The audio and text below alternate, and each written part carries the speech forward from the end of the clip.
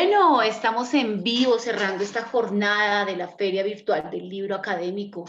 Nos acompaña hasta ahora la editorial de la Universidad Cooperativa de Colombia en un conversatorio titulado Territorios Solidarios, con un panel de expertos que estarán en diálogo con nosotros. Así que participen a través del chat y dejen sus preguntas y comentarios.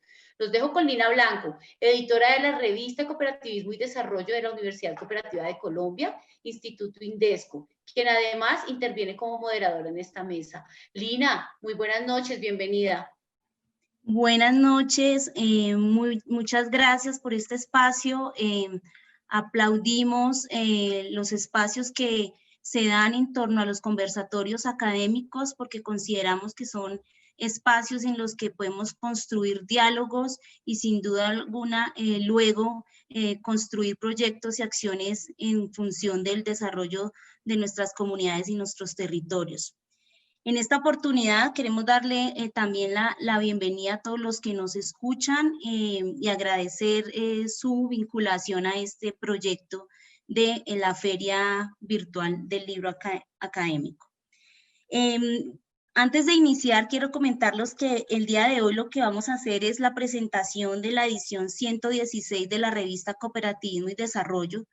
La revista Cooperativismo y Desarrollo es una revista académico-científica que lleva 47 años de trayectoria, que ha venido teniendo un papel importante y resaltado en el sector de la economía solidaria, empezando como una revista de difusión de las cooperativas en su momento, y hoy ya convertida en una revista académico-científica en la cual publicamos artículos, resultados de investigación, de impacto y resultados de reflexiones de diferentes autores e investigadores que trabajan en los temas.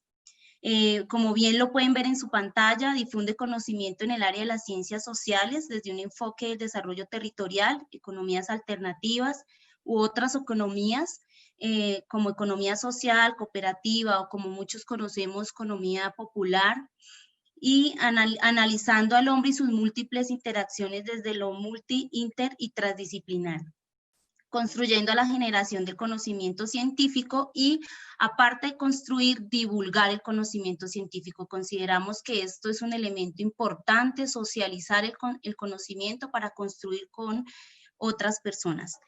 En el día de hoy, entonces, vamos a presentar dos de los artículos que nosotros publicamos recientemente. Están viendo en pantalla la edición 116, es una edición que cuenta con 8 artículos. Estos artículos de diferentes autores a nivel nacional e internacional. Tenemos por un lado el primer artículo, que es el desafío de la pobreza en África, cooperativismo innovador a través de los incentivos políticos. El autor nos hace una recopilación y análisis de la importancia que juega el trabajo mancomunado entre el Estado y las organizaciones sin que éstas pierdan su autonomía, y resalta la economía solidaria y el cooperativismo innovador como un modelo preponderante en desarrollos territoriales y principalmente para atacar la pobreza que se aqueja pues en el continente africano. Luego encontramos el artículo de mercados de políticas públicas y cooperativas de productores de Uruguay, el profesor Juan Pablo Martí. Él nos hace una exposición, un paralelo entre dos organizaciones productoras de leche, una de organización de economía tradicional y otra con base en el modelo cooperativo, y muestra cómo a partir de 40 años de existencia esta organización cooperativa ha tenido una incidencia fuerte en el desarrollo del territorio. Bastante importante este artículo en los tiempos de coyuntura que vivimos a nivel nacional y mundial. Luego hay otro artículo, el análisis de la evolución de la asistencia técnica y el fomento de las cooperativas rurales en Colombia. Dos autores que nos acompañan en este artículo hacen un análisis de la evolución histórica del acompañamiento, de la asistencia técnica que ha tenido el sector rural en Colombia, haciéndonos algunos llamados de atención de que existen algunas normatividades en torno a ello, pero que muchas de ellas no han sido efectivas y muestran la importancia de la asistencia técnica como un elemento fundamental para generar mayor desarrollo en las cooperativas rurales. Posteriormente tenemos otro trabajo que habla de economía social y solidaria, trabajo y don de sí mismo. Una profesora que nos habla acerca del análisis de el trabajo y la incidencia del trabajo en los procesos productivos, y allí hace un especial énfasis en las dimensiones o en las múltiples dimensiones para comprender las formas de construcción de poder y de sujetos. Ella centra su reflexión en cómo hacer un llamado a que las mercancías y también las producciones vayan a una lógica diferente a las que están ahora orientadas por el mercado. Luego tenemos un artículo que nos habla de los proyectos sociales, los instrumentos financieros, un elemento de cohesión social y generador. Es una propuesta de cómo analizar los diferentes estudios o el papel que juegan, ¿cierto?, los instrumentos de captación de fondos de independencia financiera y avance en su tecnología sociopolítica.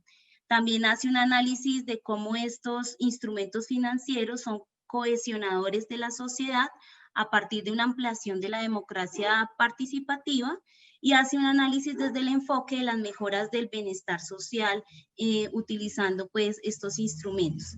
Aquí también hacen un llamado de atención a quitar la intermediación entre los que originan el fondo y los que reciben el fondo para evitar aquellos gestores y la intermediación en estos procesos.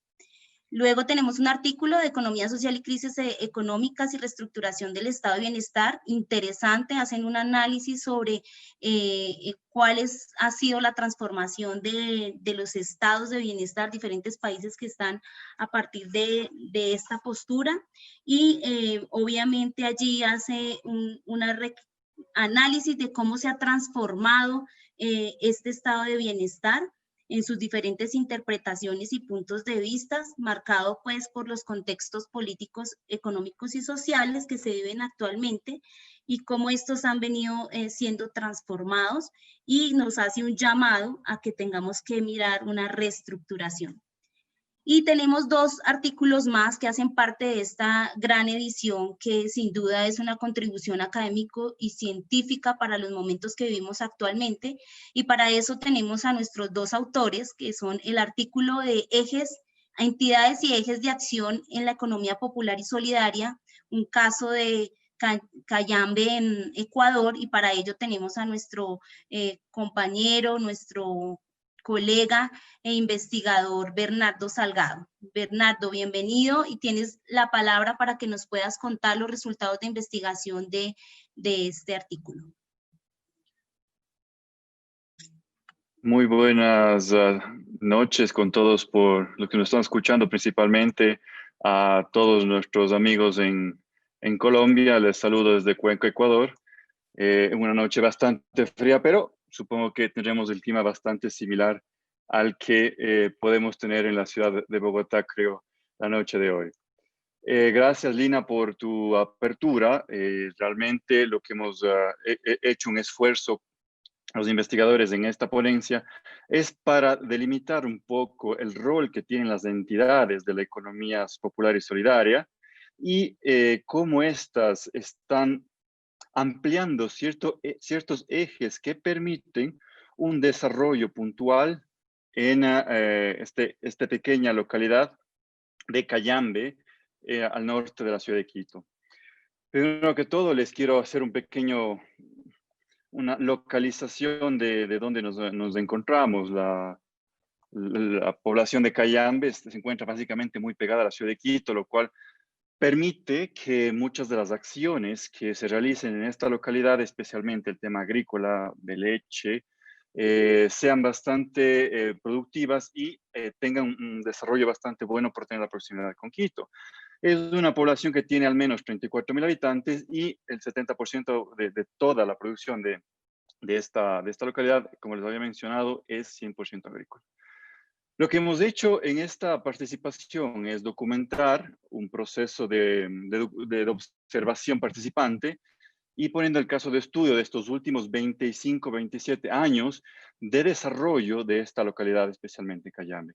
Nos han servido muchísimo la posibilidad de contar con varias agencias eh, o bases de datos de agencias específicas que tenemos en el país para ir rescatando la información alrededor de este contexto, ¿no? Principalmente la detección ha sido de poder encontrar ciertas entidades de la economía popular y solidaria que están presentes en el país, perdón, en Cayambe. Y esto quiere decir principalmente a cooperativas de ahorro y crédito, las entidades asociativas, entidades solidarias, las cajas de ahorro y las unidades económicas productivas. Estas entidades que se encuentran presentes en la población de Cayambe han venido desarrollando durante muchísimo tiempo estos pequeños procesos de apoyo de crédito, de asociación, de producción, de comercialización y han ido delimitando muchas de las acciones que les voy a comentar a continuación.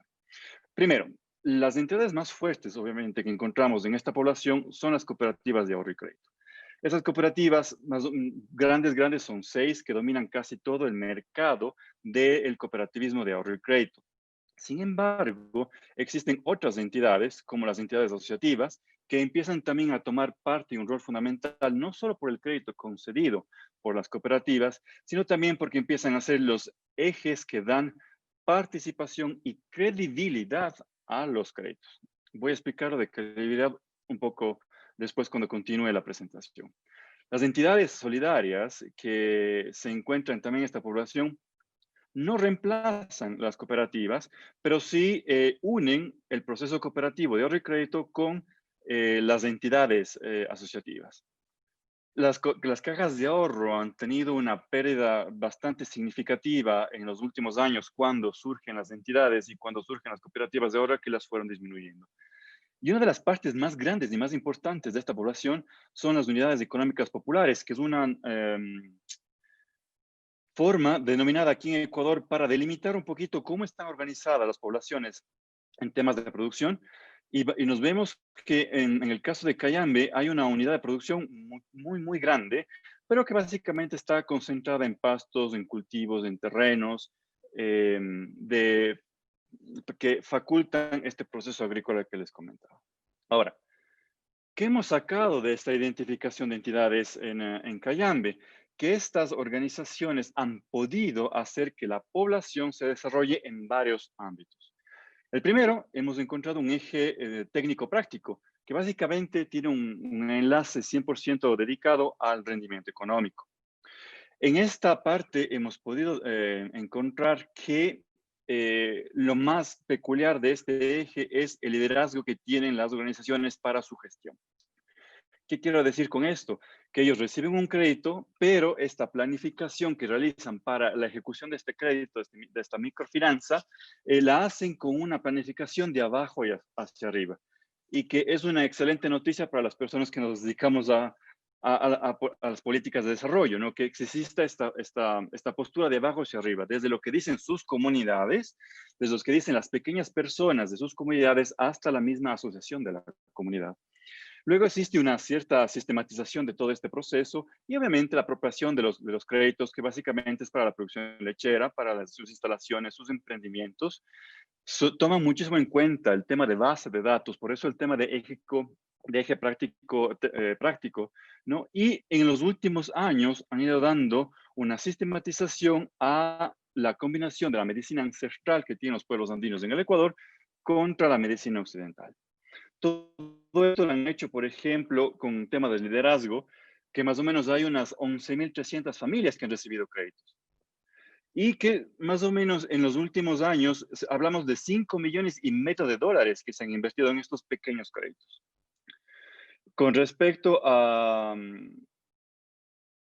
a este cambio, este paso que tienen con saberes, es ir enlazando su conocimiento cuando se cultiva porque llueve, cuando se cultiva porque hay sol, cómo se cultiva desde cómo han enseñado sus familias, con los pequeños elementos técnicos que provienen, por ejemplo, si es que el ganado tiene esta cierta delimitación, pueden tener mejoras en la producción de leche. Entonces han ido implementando estos saberes ancestrales con también la forma de producción.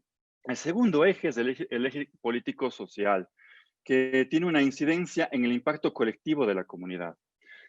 Este eje básicamente es cómo el empoderamiento de este apoyo a través de un crédito de estas otras entidades favorece a la producción. Y aquí quiero hacer un énfasis bastante importante en el rol de la participación que tiene la mujer.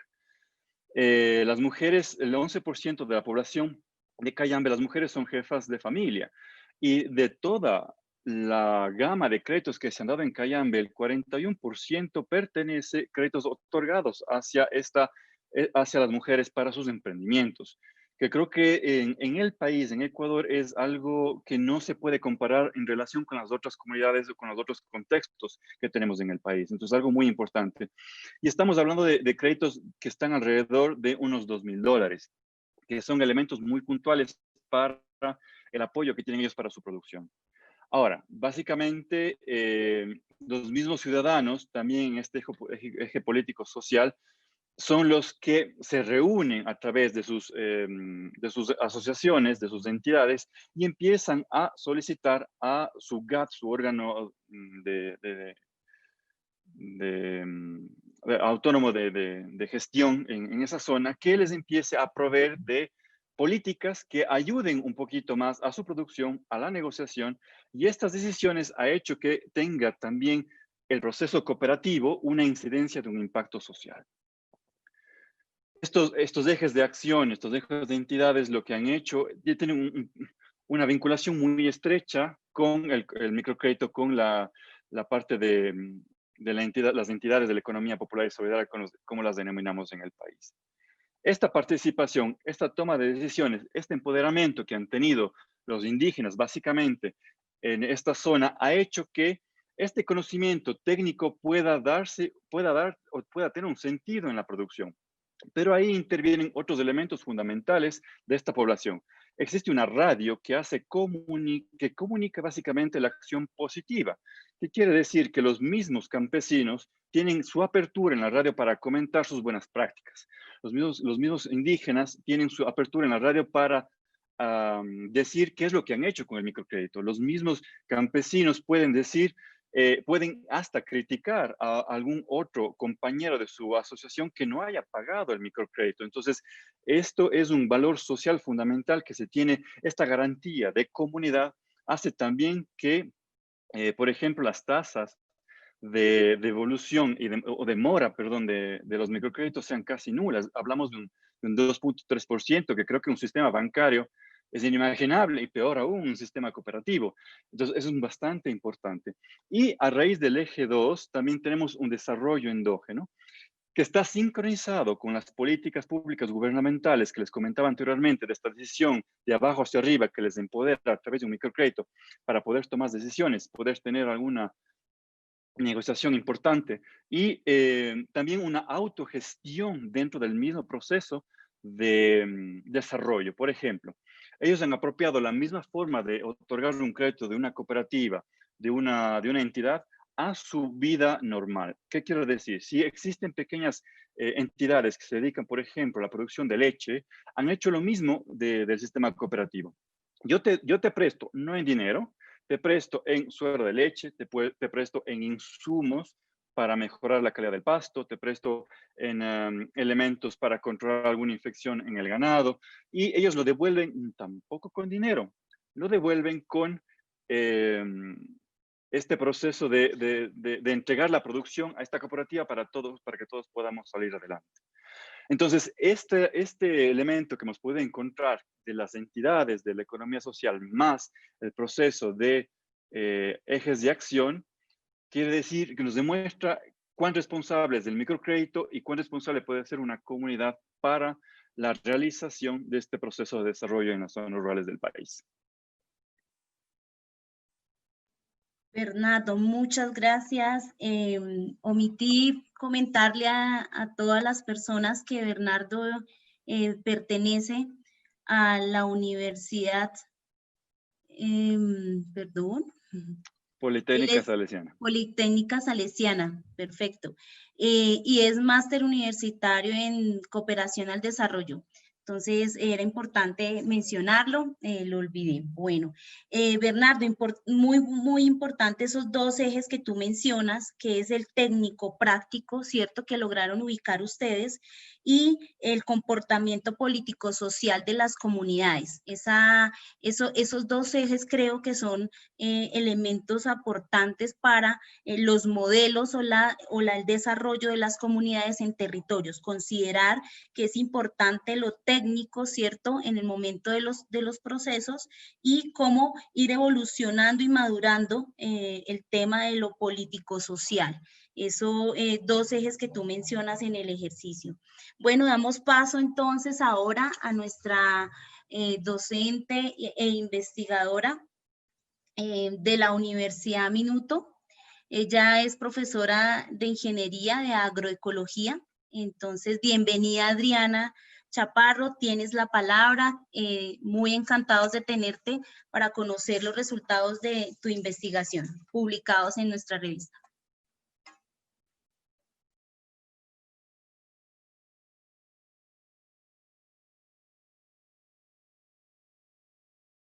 Hola, ¿cómo están? Buenas noches.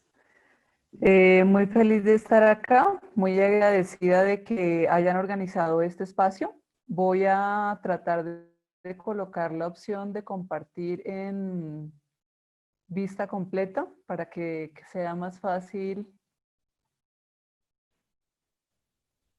Y ahora no encuentro la opción. Ya. Bueno, entonces yo les voy a contar lo siguiente. En este tema que estamos trabajando, de acción de otras economías en los territorios, yo les quiero compartir una experiencia que hemos desarrollado que a veces es poco trabajada en la economía solidaria y trata de de la producción, los mercados y el consumo de productos agroecológicos. Para comenzar, tengo que decirles que desde hace 7 décadas más o menos aquí en Colombia, toda la producción de alimentos era orgánica, pero lamentablemente hoy esa producción en cobertura por área no es de más del 1%. Y eso es muy lamentable y ocurrió gracias a la Revolución Verde que nos hizo cambiar ese estilo de producción. Y lamentablemente también la gran mayoría de esa producción agroecológica orgánica se exporta y una pequeña proporción que queda en Colombia se consume mayoritariamente en estratos altos, haciendo que se elitice el consumo de esos alimentos o de esos productos que son de excelente calidad y dejándolos lejos de las personas de la población mayoritaria. ¿Por qué es tan importante esta producción agroecológica orgánica? Básicamente porque no genera externalidades o impactos ambientales, sociales y económicos negativos, lo que es totalmente coherente con la economía solidaria y con los objetivos de desarrollo sostenible.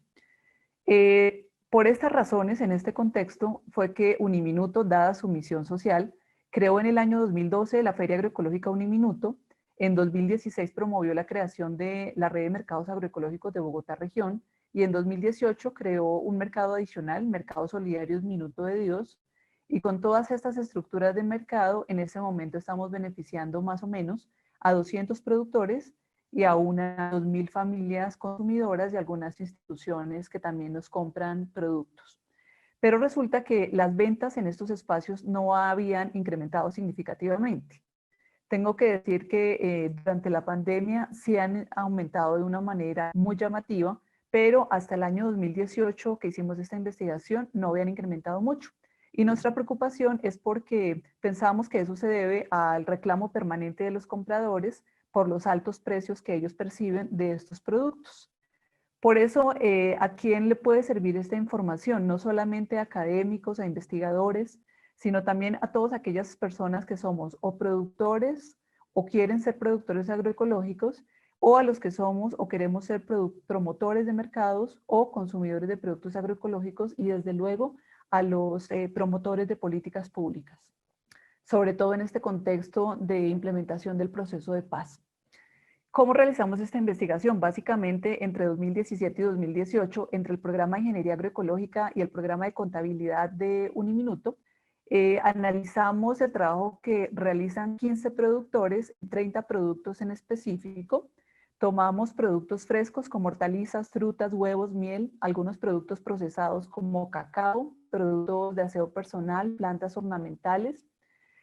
Trabajamos con un formato de costeo que ya habíamos trabajado en una investigación preliminar. Analizamos los costos de producción para cada producto y luego procedimos a comparar esos resultados con los resultados que encontramos en la literatura. Y en este caso hay que decir que mayormente en la literatura no se encuentran costos para productos orgánicos y mucho menos para productos agroecológicos.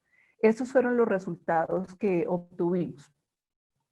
Inicialmente tengo que decir que a pesar de décadas en las que hemos estado trabajando para lograr que los productores implementen registros contables y técnicos, el 80% de los 15 productores con los que trabajamos no llevaban registros de producción, el 26% no conocía sus costos y el 73% no tenía registros de venta, lo que dificulta que estas personas puedan analizar la información y utilizarla para tomar decisiones. En el segundo hallazgo, respecto a la escala de producción, ese dato es el más llamativo, ya que para estos 15 productores encontramos que la producción oscila entre 16.96 kilos, que es muy poquito, y 14.516 kilos, que ya es una producción que se podría considerar de mediana escala, que se refiere a un productor de hortalizas, para periodos de análisis que van entre 2 meses y 1 año.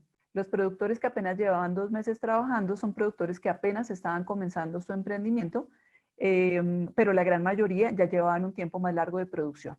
En total, en promedio, encontramos más o menos escalas de 182 kilos de producción de cada uno de estos 30 productos evaluados por mes, lo que representan escalas de producción muy bajitas, que cuando las comparamos con los reportes de la literatura, básicamente corresponden solo a entre el 2 y el 12% de las escalas de producción reportadas en otros sistemas de producción mayormente convencionales, minoritariamente orgánicos. Los otros sistemas de producción de la literatura son 8.3 o hasta 51 veces más grandes que los nuestros. Entonces acá tenemos el primer hallazgo supremamente importante y es que los productores agroecológicos o en transición en Colombia son muy pequeños. El siguiente hallazgo fue en términos de empleo. Encontramos que estos emprendimientos de estos 15 productores para los 30 productos analizados, a pesar de que son tan pequeñitos, generan mucho más empleo que los sistemas de producción convencionales que encontramos en la literatura. Básicamente, los sistemas de producción reportados en la literatura solamente generan el 0.4 veces el empleo que generan los sistemas de producción agroecológicos que nosotros evaluamos. Encontramos incluso un sistema de producción, uno solito, que genera 23 empleos con apenas más o menos 5.200 metros cuadrados de producción de hortalizas agroecológicas, lo que es muy llamativo porque en este país se requiere muchísima generación de empleo, el sector agropecuario la puede generar y además el sector agropecuario específicamente de producción agroecológica. Respecto a los costos de producción, encontramos que el 62% de los productos tienen costos de producción muy altos, mucho más altos que productos convencionales o que los reportados en la literatura. El siguiente hallazgo también fue muy llamativo y va en corriente de los hallazgos de otras investigaciones. Encontramos que en la mayoría de los productos el principal costo de producción son los insumos. Y eso es raro porque la mayoría de las producciones agroecológicas orgánicas lo que se reporta es que el principal costo de producción es la mano de obra. Y la mayoría de la gente también piensa que es así porque nosotros normalmente no utilizamos insumos químicos y eso implica que se nos incremente la mano de obra. Entonces, ese es un hallazgo que difiere de los hallazgos de otras investigaciones, pero se explica porque algunos de estos productores eran orgánicos más que agroecológicos, o sea que tienen una alta dependencia por insumos externos. También encontramos que la mayoría de los productos que analizamos generan utilidades importantes, pero la principal razón de esto es que muchos de los costos de estos emprendimientos son no monetarios. ¿A qué se refiere eso? A que la mano de obra es familiar y a que muchos de los insumos los obtienen directamente en sus fincas o en sus predios. Como conclusiones, básicamente, acá encontramos que la principal limitante de los productores agroecológicos de la Feria Agroecológica Uniminuto para tener costos de producción más bajos es la escala de producción. Lamentablemente, cuando nos vamos a la vida real, es difícil superar la escala de producción porque la mayoría de estos productores no tienen, cuando son productores primarios, acceso a tierra suficiente. Tenemos productores que ni siquiera incluso tienen tierra propia. Entonces, esta limitante es muy difícil de superar. Y en otros casos, el problema es porque los productores, en el caso de que son procesadores, no pueden acceder a materias primas agroecológicas de manera constante y a bajos costos. Esperamos realizar siguientes investigaciones en este mismo tema, pero incluyendo otras variables de análisis como la productividad de estos productores, incluyendo inventarios de insumos, que no lo hicimos en esta oportunidad, y llamamos la atención sobre todo a los productores agroecológicos para que entre todas estas recomendaciones que estamos presentando acá, nos concentremos principalmente en que como emprendedores es fundamental que antes de comenzar o de ejecutar un emprendimiento, hagamos un análisis inicial para determinar cuál es la escala mínima, cuáles serían los costos de producción y precios de venta que harían que mi emprendimiento sea sostenible. Porque lo que hemos encontrado es que la mayoría de los productores agroecológicos y no agroecológicos se lanzan al mercado sin haber hecho estos cálculos mínimos básicos y luego terminan chocando con la realidad porque sus proyectos no son sostenibles. Hasta acá nuestra intervención y ahora queremos dar paso al conversatorio, así que le cedo la palabra a Lina. Muchas gracias. Adriana, muchas gracias por tu intervención. Importante resaltar también, tú nos hablas del análisis que hicieron de costos de producción en estos emprendimientos. Importante también resaltar dentro de tu investigación el mercado que logra, digamos, realizar la Uniminuto, la Feria Agroecológica, que esto es una experiencia significativa de una incidencia por parte de la universidad en los territorios, logra pues establecer un espacio comunal para los emprendimientos y aparte de ello entonces hace una intervención para analizar su comportamiento, en este caso el comportamiento en términos de la producción y el costeo de esta, encontrando hallazgos muy importantes que nos permite a nosotros delimitar acciones a seguir. O sea, algunos vacíos que hay que, digamos, subsanar y creo que un horizonte para otros que quieran y otras que quieran ingresar en el campo de la producción agroecológica. Hoy, entonces, vamos a abrir el conversatorio. El tiempo es en este momento, está en contra, pero pues quisiera poner una pregunta a los dos para que tengamos en breve responder y dar también paso a las preguntas que se estén dando por el chat y por las personas que nos están escuchando y viendo. La pregunta sería, sin duda alguna los dos nos han mostrado algunas experiencias y expresiones de economías transformadoras, de economías diferentes, ¿cierto? Entonces, la pregunta sería, ¿cómo lograr que la economía solidaria en sus diferentes expresiones, ¿cierto?, sea sostenible para que amplíe su cobertura y se profundice sus beneficios ambientales, sociales, económicos y políticos, en vez de continuar apoyando la externalización de los costos de la economía no solidaria? Y esto en función de también pensándolo en nuestra realidad, en nuestro hoy.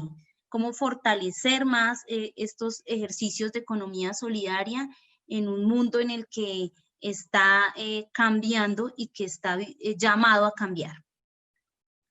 Bernardo, cuéntanos. De acuerdo. Yo creo que tengo dos temas puntuales que podrían resolver la pregunta que tú nos acabas de realizar.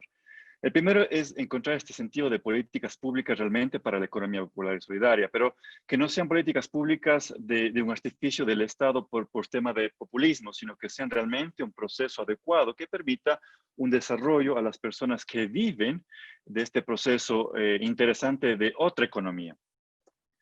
Y el segundo es hacer un acompañamiento. Creo que una parte que hemos encontrado, por ejemplo, en Cayambe es fundamental, este proceso de acompañamiento de la comunicación a través de una radio comunitaria.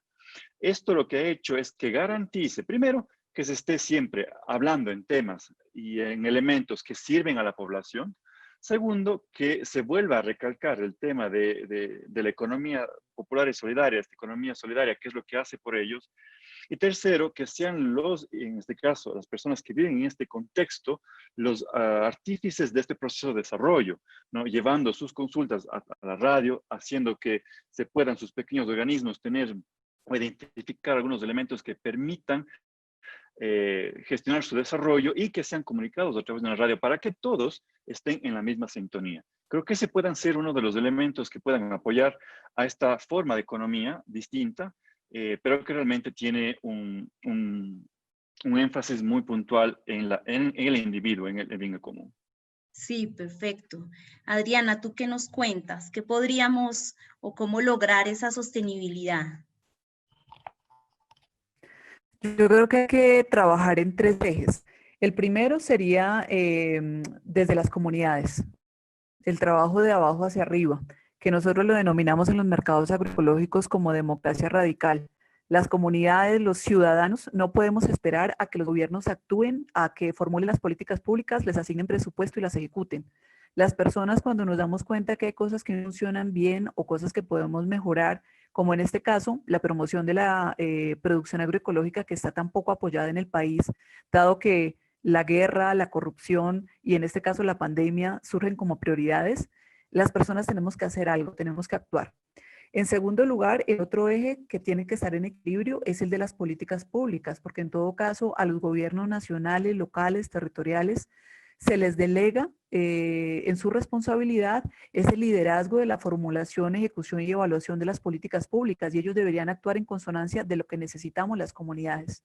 Y en tercer lugar, el tercer eje que también tiene que estar en equilibrio, les tienen que funcionar con igualdad de poder e igualdad de poder de acción sobre todo, es el del tercer sector. Estas entidades sin ánimo de lucro, en mi caso como Uniminuto, que somos una corporación universitaria, ¿cómo podemos ayudar a las comunidades como tú ya bien lo nombraste? Nosotros trabajamos desde la proyección social, creando estos mercados agroecológicos, entre otros proyectos que hemos desarrollado, pero a la vez a través desde la investigación generamos el conocimiento necesario para lo que hacemos de nuestro enfoque universitario, la praxeología, hacer, evaluar lo que hacemos y volver a evaluarlo y volver a hacerlo. Y también actuamos desde la academia, formando a los estudiantes con este mismo conocimiento que nosotros mismos generamos y en esos mismos espacios de proyección social que creamos. Entonces creo que tiene que estar en consonancia siempre las comunidades de base, los gobiernos y el tercer sector. Muchas gracias, Adriana. Sí, sin duda que es un momento en el que todos los actores tenemos una incidencia para aportar a los cambios, en los cambios que se están dando y en las soluciones que tenemos que proponer para esos cambios. En el chat de los participantes que nos están viendo hay unas preguntas y no quisiera desaprovecharlas. Sé que tenemos poco tiempo, nos quedan 3 minutos y voy entonces a plantearlas. Hay una dirigida para Bernardo, dice: ¿cuáles son los factores asociativos y territoriales que destaca a través del trabajo que presentó? Y esto para potenciar y mejorar el modo de la producción y consumo, para certificar. Y para ambos, Adriana, dice si los productos de los cuales han mencionado llevan algún tipo de certificado y si es así, si ven potencial o problema con ello, para certificar que son orgánicos. Son preguntas de estudiantes de la Universidad Santo Tomás de Bogotá y una pregunta adicional de Judy Yasmín, estudiante de la Universidad Santo Tomás: ¿qué proyectos de emprendimiento han apoyado? Quisiéramos seguir conversando en estos temas. Gracias por los que han participado y sin duda las preguntas más que han dado a los que se han conectado, pero pues tenemos 3 minutos récord para dar respuesta y cerrar nuestro conversatorio. Bernardo, si quieres. De acuerdo, sí. yo creo que los factores de asociación más fuertes que ha tenido ese territorio en el país ha sido primero un esfuerzo comunitario. Es decir, hay entes mucho más grandes en esta localidad que permiten tener como un respaldo. Sin embargo, cada comunidad que está distribuida, cada pequeña comunidad que está distribuida por todos sus lados, han podido o han tenido que, por esta distancia en el mismo territorio, han tenido que asociarse internamente ellos por ciertos elementos de producción.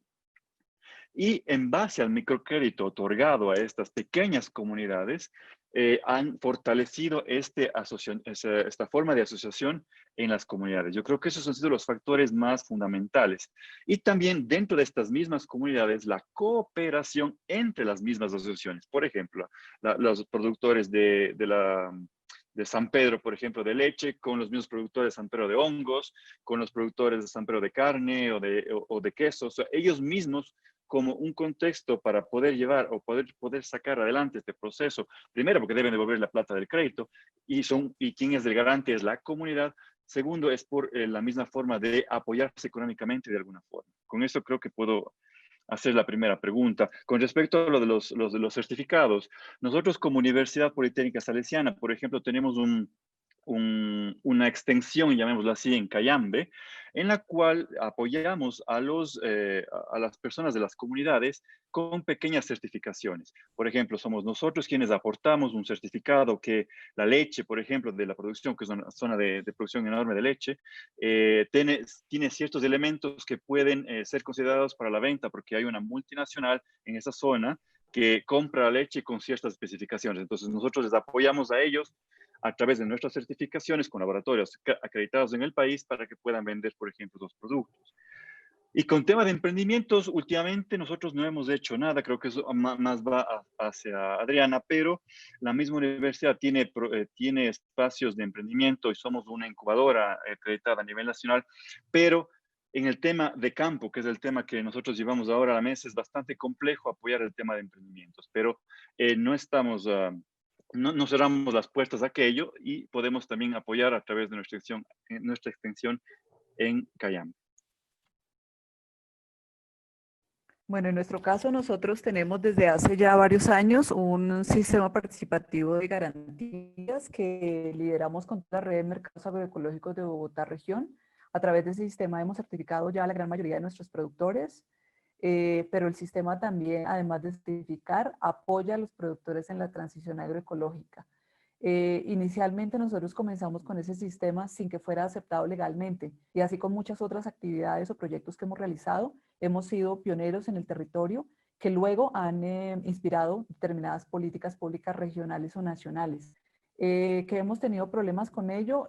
No, porque nosotros nos enfocamos a mercados locales, no a mercados de exportación. Los mercados de exportación no nos interesan, entonces a mercado local es totalmente válida nuestra certificación.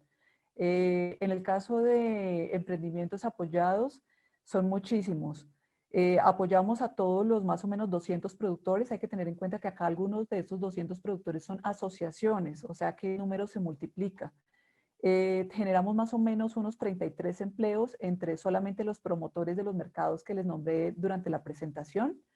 Y permanentemente también estamos apoyando a nuevos emprendimientos. Entonces, desde Uniminuto y desde toda la red de mercado lo que hacemos es identificar qué productos agroecológicos no tenemos y buscamos productores que los puedan liderar o semanalmente recibimos ofertas de productores que están interesados en trabajar con nosotros y los apoyamos, los guiamos en todo su proceso de emprendimiento.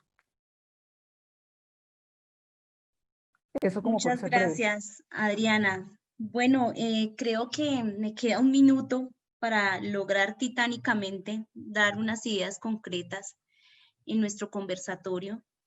Sin duda yo pienso que hay una reflexión transversal y es que aquí empiezan a jugar un papel protagónico todos los actores, digamos, de nuestra vida común. No podríamos llamar actores solo del sector de la economía solidaria, sino que dadas estos resultados que ustedes muestran y llevándolo al contexto actual, juega un papel importante y preponderante en este momento, principalmente las comunidades, los productores, los consumidores, porque son los llamados que a partir de los mercados locales hoy, moviéndonos y cobrando más fuerza, ¿cierto? Tú lo mencionabas, Adriana, que ahora hay un consumo mayor de estos tipos de productos y es nada más y nada menos porque empieza a haber más conciencia en la ciudadanía, más conciencia en el actor local y frente al productor también local. Entonces yo pienso que hay un reto importante en cuanto a las organizaciones de economía solidaria, todas estas múltiples expresiones en torno a tener articulación y cohesión.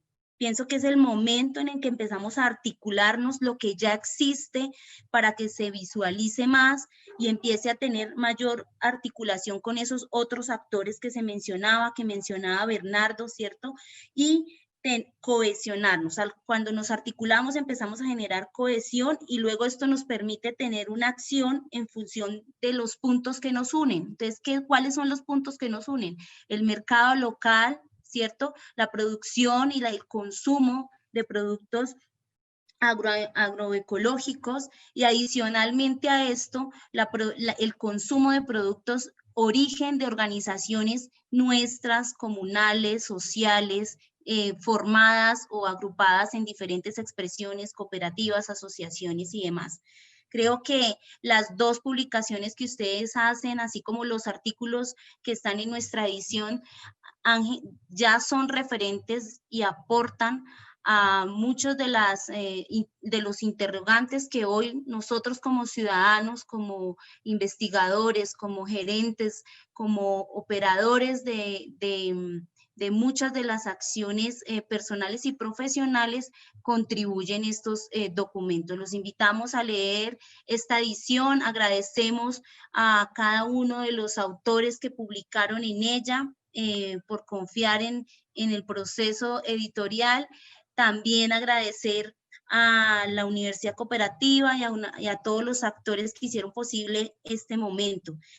Los invitamos a seguir construyendo, los invitamos a seguir dialogando. Creemos que la investigación no solo es un proceso y un producto de redacción, sino es el momento o la excusa para empezar a hablar con otros y otras personas y construir con ellos.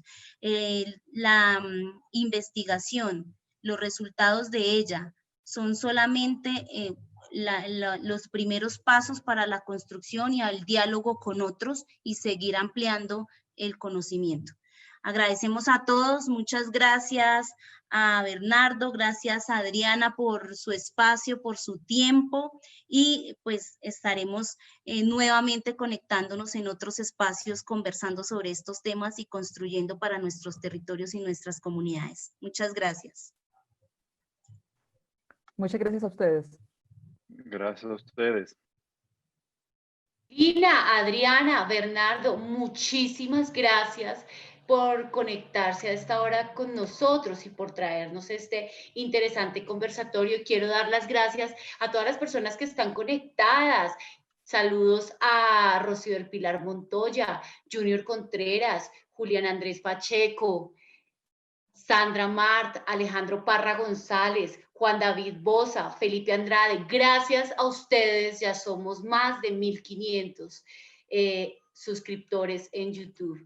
Gracias por estar con nosotros, gracias por acompañarnos en esta Feria Virtual del Libro Académico. Y bueno, hasta aquí esta emisión. Recuerden que pueden adquirir los libros de las editoriales que se han presentado en la Feria Virtual del Libro Académico a través de redbooks.com.co y ellibro.net. En nuestro canal de YouTube hemos creado una lista titulada Un Instante con los Autores. Allí podrán encontrar algunas de las obras destacadas de las diferentes editoriales que participan en esta primera versión de la Feria Virtual del Libro Académico. Muchas gracias a todas las personas que nos acompañaron y a todos los que hacen posible que este evento llegue a sus hogares. Los invito a leer. En confinamiento, la mejor compañía que tenemos son los libros. Recuerden que el conocimiento nos hace libres, por eso elijan leer libros académicos. Fomentemos la educación a través de la lectura. Me despido de ustedes invitándolos a la lectura, porque leer es resistir. Hasta mañana.